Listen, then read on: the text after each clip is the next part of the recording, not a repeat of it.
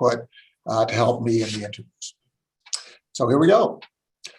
Welcome to the Nonprofit Report, your weekly update on nonprofit organizations, issues, and leaders. I'm your host, Mark Oppenheim. Today we'll talk about homelessness in the San Francisco Bay Area with guests Jennifer Friedenbach, Executive Director of the Coalition on Homelessness in San Francisco, and Louis Chicoine, CEO of Abode Services. Louis, I hope I got your name correct. Well done. And Anne Quaintance, CEO of Conard House. And a reminder to Zoom attendees that we will take 3 snap polls during the show and we'll announce results, and questions submitted to the Q&A function at the bottom of your screen will be included in our discussion. So thank you all for joining us. Thank you for participating. And thank you all guests for being here to discuss this really important topic. Now, you know, if you look at homelessness, it's just startling, right? In California, we lead the United States in the number of homelessness, 150,000, I believe, in 2019. The San Francisco Bay Area has a real pandemic, if I could use that word, of homelessness here, and it affects different groups unequally. So let's talk a little bit about how you see the issue. And Jennifer, let's kick it off with you as the Executive Director of the Coalition on Homelessness in San Francisco. Talk about how you see this problem here in the city, the Bay Area, and indeed the United States, because we're very representative, aren't we? Yeah, absolutely. I mean, we have a massive humanitarian crises across the United States, but it's particularly hit the West Coast with our rising rents, and that's really what it's all connected to. I mean, we have, we've had 2 episodes of mass homelessness in the United States, of course, the Great Depression, and then we came out of that and committed to housing everyone in the United States, and then starting in late 1970s, and then really quite starkly in the early 1980s, started really disinvesting from housing poor people in the United States. And then we saw the massive increase. And since then, we've made a whole series of really bad policy decisions that have only exacerbated the issue. And we've made a whole lot of bad decisions to just not do anything at all at the federal level. And so this issue has really been left to local municipalities for the most part to try to address, who have a much lower tax base. And so we've really had to get creative to try to address it, but have not been successful. Have not been successful at all in terms of being able to really move the dial up and down the West Coast on homelessness because of that increasing pressures around rising rents, more and more people losing their housing. So we've basically responded, here and across the United States with the police response. We're really managing people's presence in the public spaces, and then that ends up exacerbating homelessness and wasting even more resources. So in the end, we're spending a lot more money to keep people homeless than we would if we just housed them in the first place. We're going to come back to the whole history of housing and homelessness in the United States, because we do have to get beyond complaining about the problem and pointing fingers and developing solutions that the society can absorb. But before we do that, Louis, how do you see the situation, and how does Abode try to address this issue? Yeah, I really appreciate Jim for giving context there. And the other thing I would add is that racial inequality is part of the story. California, we like to think of ourselves as progressive. In many ways we are, but around housing, we've been horrible, particularly as it relates to redlining out people who are poor and people of color in particular. So, I say that. And then I also think sort of with the 2 hats on, the other hat is optimism, because my organization started, as many have in this country, as a reaction to homelessness. We were providing shelter, and now we're housing on any given night over 7,000 individuals. And we're doing it in buildings we operate, as well as through rental assistance to people. And that, it has struck me more recently that, those of us doing this work, if we were people invested in our work, we could get there. Actually, this is solvable. We need to not be Pollyannish about it. And I appreciate Jennifer's very stark description, because it is true that we're in a deep hole, but we could get out of this with the right investment. You know, if you look at what the politicians just did in DC, I mean, it really, it's amazing. Overnight, we're going to cut poverty in half through legislation and through an investment. We could do the same sort of thing with homelessness, but it's going to take that sort of investment. And Anne, your organization serves a subset of the total homelessness population. Could you just talk a little bit about, because Lewis talked about racial disparities, but there are also disparities based in mental health issues, right? And you know, we so often see people who are clearly troubled. Many are not troubled. Many are just poor, who are homeless, but there are also a subset of people who have real mental health issues, and how we treat people and how we discard them can result in terrible conditions. But you and your organization, Conard House, are trying to address that. Absolutely, and thank you very much, Mark, and great to see you, Lewis and Jennifer. And I do want to applaud both of you, and certainly Jennifer has been a leader in addressing and trying to end homelessness for decades, so my whole career. And I don't want to age us too much, so let me not say decades. But anyhow, so it is, and I appreciate all of us still being here and really focused on it. I came to Conard House actually in July. Because it's an organization that started in 1960, really to address the mental health crisis. So asylums had been closed, particularly the Napa Asylum, and there was actually no housing. There wasn't services. There wasn't residential treatment. There wasn't anything set up to really be able to support people living in the community, which was the right thing to do. I think that is when Conard House started, kind of as this first halfway house, and through that time has grown to serve 700 residents and grown to other support services, money management services, addressing the homelessness crisis that came along, as Jennifer has said. And I would say, you know, a lot of it for me is, it is, we don't have the systems, we don't have the policies. I think we have some of the right policies, some of the right funding, some of the right systems, and we just never go all the way, is a lot of what I am seeing. And I also think, you know, thank you for bringing up the mental health piece. I mean, housing and healthcare are just human rights. So we continue to not prioritize what we all believe are human rights. And so if we really prioritize that, which would mean most of our funding and our policies and our systems and our will, we would be going there. But like I say, we somewhat go there. We somewhat have services. We somewhat are helping a lot of people. So I really came to Conard House to see there are solutions. I do believe we can make this happen. And I wanted to make sure and get kind of really closer to it and closer to the population that people complain the most about. And it's just not right. You know, if you look at the history of homelessness in the United States and going back to colonial times, homelessness is not a new problem. And then, you know, sort of fast forward to the aftermath of World War I, we had the 10 cities in Washington of homeless vets who came back and were living in poverty, right? And then you go through the Great Depression and the massive homelessness that occurred there.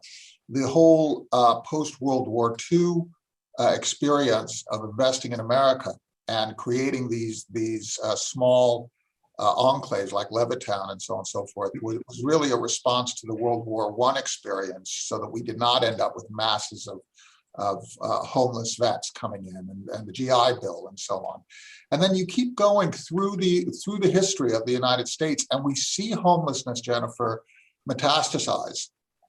There seems to be an issue with American prosperity, in which those who are most prosperous, when we end up with a concentration of wealth, we also have an explosion of homelessness, right? Because the people who are creating the wealth are not just the people who receive it, but the workers who contribute to that success. We see it in Amazon, we see it in Walmart, we see people who are very, very low wage having to concentrate themselves in places that are very high cost of living, which is how you characterize the Bay Area, Jennifer. How do we deal with this while keeping this idea of American prosperity and innovation and entrepreneurship? How do we create the appropriate balance so that we don't end up with East German, concrete living quarters that were also not a solution, but were very equitable? right? How do we end up with something that is American, but solves this issue?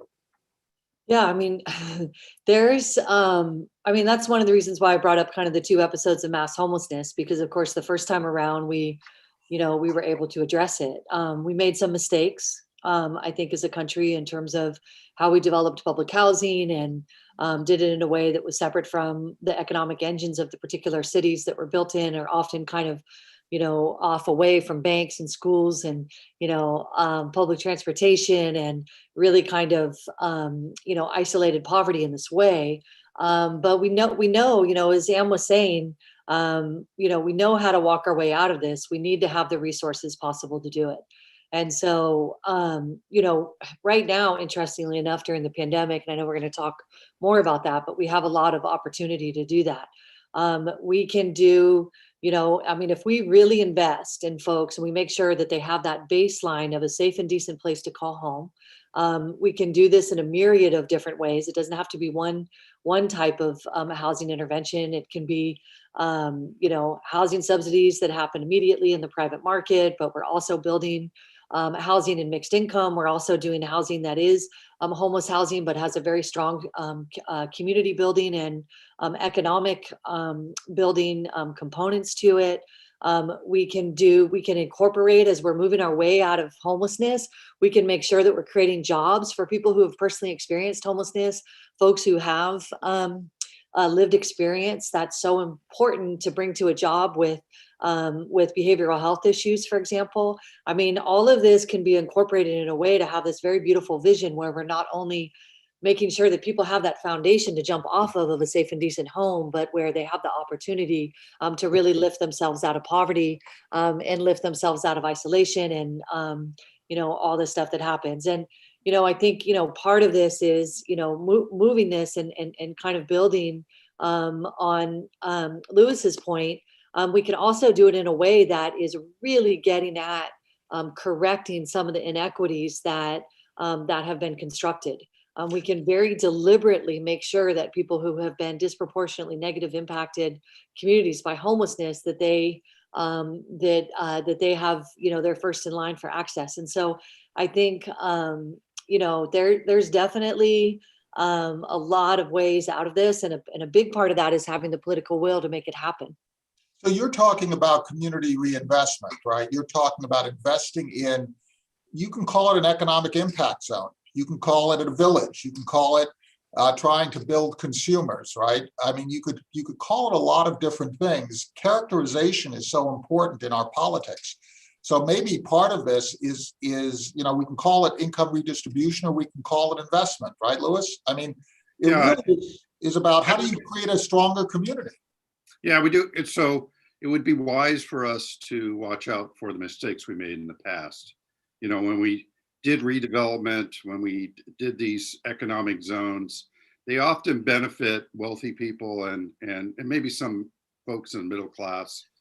And they, we didn't intentionally focus on vulnerable populations with special needs. And we're paid a price for that. So my organization noticed that we weren't placing anyone. We were doing shelter in the beginning. That's all we were doing.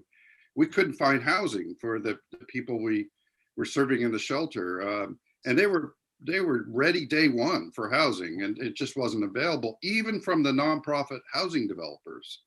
So we're now a housing developer, and we have 15 projects in the pipeline. We're building supportive housing with the community that Jennifer was, amenities that Jennifer was referring to. It absolutely can be done. These are communities that succeed, that actually are in beautiful buildings. They're not in East Germany. It's not socialism. This is about it's not a ghetto.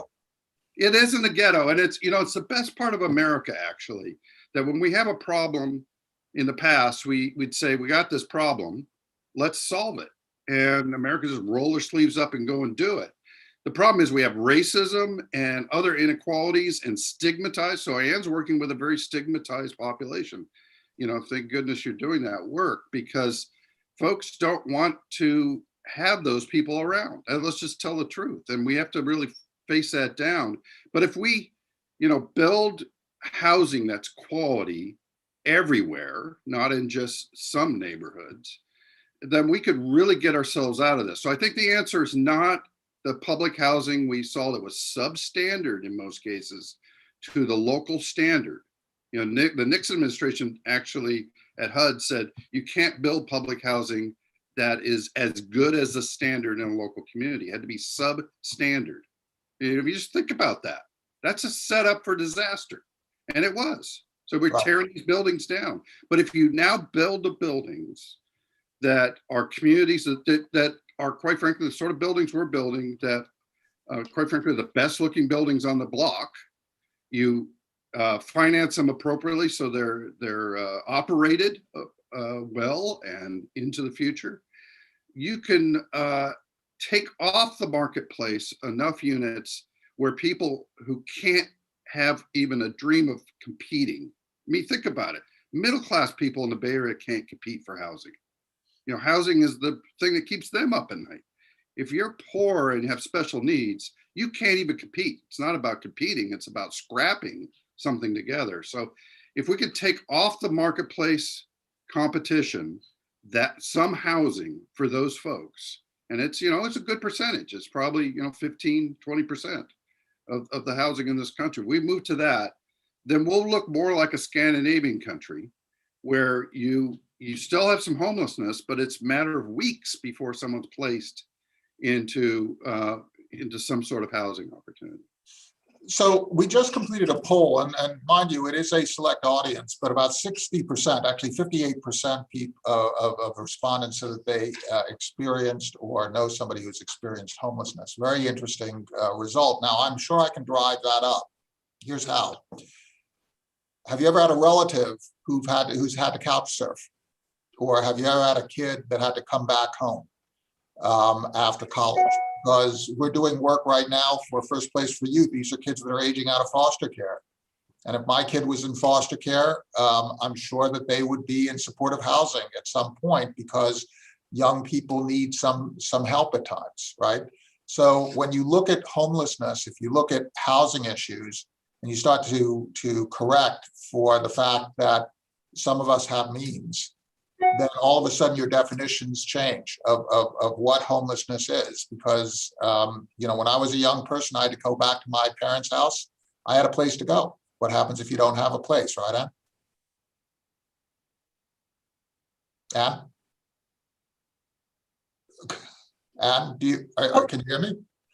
Yes, I can hear you. Sorry, the Right. question. So the question really is, and particularly with people with mental health issues, is what happens if they don't have a place to go? I think that Lewis was begging a question. To what extent in America do we view other Americans as part of our family? Because if we view people as part of our family, would we allow our children to sleep on the street? Would we allow somebody who has a mental health issue to be on the street? And do you have an answer for this? So I would say it's look at people. Yeah, I mean, absolutely. It's and I'm sensitive to the fact that there are, you know, I look at it as really it's the community, and people are, you know, even with their families, their own families, right? They're really struggling sometimes to help these folks, right? And so a lot of people that are at Conard House have lost connection with their families, and so I think. And not all, but a lot. And so I think this concept of, yes, there's a community here. This is a place for everybody. I think we mentioned that, you know, other places we don't see as much homelessness. Certainly we don't, because all the dollar goes to prevention. Right. All the money is going towards people who are, whether it's special needs or end up having an episode of mental health, end up having some kind of traumatic incident that results in kind of the situation we're in, or frankly, there just isn't the availability, affordability, public education, we can name those things. So I think we still do not have resources like we talked about for our whole community. And I do think, you know, kind of victimizing people, stigmatizing people, continuing to not relate to people, that is not going to ever help us. Yeah, well, should Americans discard other Americans?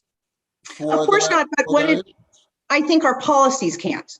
So yeah, there are people, right? This is what the situation we're in. We have to actually have policies so that that isn't really taking priority, that we're not at the whim of whatever kind of political atmosphere that we're all of a sudden in, and now this is what we're faced with. So this has to be something that is part of the fabric of America, the policy of America, the budget of America. So it's not at the whim of that. I'd like to ask you all a question which was posed in our Q&A section. It's a very sensitive topic, but let's try and deal with it in an economic sense. There are places where there are high costs and places where there are low costs. We were asked, why not move people who have needs to where those needs can be fulfilled at the lowest possible costs? Yeah, Why not move people to where it would be cost effective to house them? Jennifer, you were about to say. Yeah, I mean, we are doing that. I mean, we've been sending Black and brown people out of San Francisco majorly. We have, our African American population has dropped down significantly. This recent, pre-pandemic, several years of gentrification saw the wholesale displacement of an entire Latino community in the Mission. We are sending people out of town all the time. In San Francisco, if you're a homeless family, pretty much your only option right now is a short-term housing subsidy that is really most likely going to send you out of town. What does that mean? That you use that subsidy. That means that because the overwhelming majority of unhoused people became unhoused in the city that they last lived and paid rent. That means that for San Franciscans, and you lose connections with your family members because you're impoverished and you can't afford transportation to see them. You don't have somebody to watch your kids when you go to the grocery store. Most likely you're going to suffer isolation. You're going to be less likely to be able to get out of poverty because there's no jobs in the area where the rents are cheaper. And because you're poor, it's not like you can just, buy a car and drive across the bay into the job that you had previously. So, there's a lot of problems with sending people out. And when we talk about the mistakes of the past, that's really what we tried to do with public housing. A lot of this, and I'm not saying that the person who asked the question, because I think it comes from a good place, but there's an out of sight, out of mind kind of mentality. And if we want a vibrant city, if we want to really do things right, we want to make sure that poor and working class, alongside middle class and upper class people can afford to live in the city so that we can, we're talking about having to commute and what that means in terms of quality of life and what that means in terms of not having walkables. All of this stuff much more dramatically impacts impoverished people who don't have the privilege of money to be able to get around really easily. So I think that's the fundamental reason. And also we're already doing it. It's a big mistake. So, for us, it's just like, let's try to make sure that everybody has a safe and decent place to live in our community. And that's what my priority is.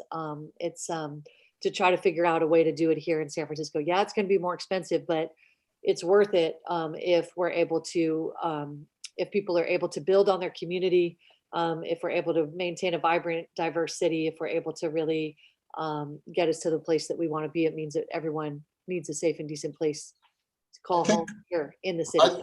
I think it's really important that point that you made, that we're a tapestry with interconnected threads, right? If a place is less expensive to live in, it has likely less infrastructure, which means less public transportation, which means somebody has to buy a car, own a car, maintain a car, and pay for insurance on a car, right? It means that if you're going to a low tax state, it's probable that you have very few services, because low taxes means that you can't afford that many services. So all of a sudden, people with needs receive no support. It means isolation. You end up with a kind of an ethnic cleansing as well because of how wealth is distributed. So we end up with monocultures, and that's the systemic in racism, right? So right. it's, if we look at it as a family, as we're all part of one family, we start to adjust our attitudes. Louis, you were the one who originally sort of made that point, and I glommed onto it, this whole idea of the American family. How should we treat each other if we're one family? And Anne, it would be great if you could also weigh in, because as you said, sometimes people with mental health issues, they're discarded and alienated from their family. And we can understand how difficult that is as well. So could you both, in sequence, Louis and then Anne, comment on this? Yeah, I think, it's clearly a values question, right? And we're having a values conflict in this country. And I certainly come down on the side of, we all do better when we see each other as part of one family. And I think we're having a really deep conversation about that. I was very glad to see the stimulus package be bold and big and very helpful to people who are the poorest. It not only is real help, but it's also a message about values and what we care about. And I'll just say this, so it's a value, but it's also economics. Because the problem with excluding people is it's extremely expensive. I forget where it was. I believe it was New York Times. There was an article on the filling up of swimming pools in the South in order to avoid desegregating swimming pools. So the white kids lost out on the swimming pool as well as the black kids, because they just filled them up. They didn't want to have to integrate. And it's a great metaphor for, that's very real, but it's also a metaphor for what we've done with housing and what we've done with people with special needs in this country. And it has not done anything but cause us all an awful lot of pain, particularly, social pain, but also economic pain. It's very costly to try to pick someone up after they've been excluded, and very costly. Santa Clara County did a study of the most chronic homeless people in their county. And they did a cost study and came up with a number, $85,000 for the top 5% a year. And I think and they said, this is probably a conservative number, $85,000 a year to do nothing, just to be reactionary, put people in jail, put people in hospitals. And if you did, the sort of model of housing that we can provide, it's around $35,000 a year with wraparound services. $35,000 versus $80,000, right? $35,000 effective, $80,000 reactive. We just completed a poll in which we asked developing solutions that address chronic homelessness, which particular groups should receive the first investment. And we had 36% say families, and 0% said the disabled, and 0% said women in particular. So families, yes, women and disabled, no, and the rest were kind of spread fairly evenly. It's just a very interesting perspective here. And then we went on to ask which of the following measures do you believe would be the most effective. We asked people to select two in preventing homelessness. And the one that received the most votes was less expensive housing. And then the second most votes went to improved policy in government, and then followed by mental health services. And we're coming to the end of our time. Could you take us out in terms of how do we deal with marginalized populations? How do we make sure that we are not relegating people who have mental health issues? How do we, or addiction issues, how do we ensure that we do not relegate our family members to lives of misery? Thank you. I appreciate that. I would say ask yourself, and I think Jennifer said, people are looking, we're going to push people out of whatever community they're looking in, and people need to look in their communities. Do we have the resources, the housing in my own community to support people of all different special needs, of low incomes, of middle, of high, to making it a thriving community? And San Francisco in particular was always a place for everybody. That's what San Francisco was known for. People made fun of it. For years, that's where San Francisco has to get back to a place, is everybody, every neighborhood has the right to live there in a supportive, dignified way. Services matter, the type of housing matters, and the sense of community and your values matter. So I think we really can do the right thing, and we have before. And some, as I said before, some of it is happening. It's just not enough. And what a great note to end on, because it really is a commentary on the country, right? We need to be, as Americans, we need to be for the American family. And the family includes everyone. It includes the uncle who is racist. It includes the person who is disabled or blind or in some way has a challenge to overcome. It includes our children who might need help. It includes our elderly who might need care, right? So what kind of America are we going to have? And what kind of America are we going to have if we're going to see those with less as people who require investment to create the country we want? I think that's what you're all about. And I want to thank you all and your staffs and your board and your contributors and your donors for their service. Louis, you wanted to say something? I don't want to cut you off. Take us out, Louis. Yeah, I just with Anne's comment, I think we could do better. It's not impossible. This is we know it works. That's the important thing to remember. It's like with COVID, it's simple as wearing a mask. It's actually, we've got to invest in housing opportunities for people with services. Great. Well, thank you all. Jennifer Friedenbach, Executive Director of the Coalition for Homelessness in San Francisco, Louis Chicoine, CEO of Abode Services, and Anne Quaintance, CEO of Conard House. Thank you so much. Thank your staff. Thank your donors. Thank your board members. And have a great day. That's the Nonprofit Report. Everybody stay safe, mask up, get your vaccine, and have a great day.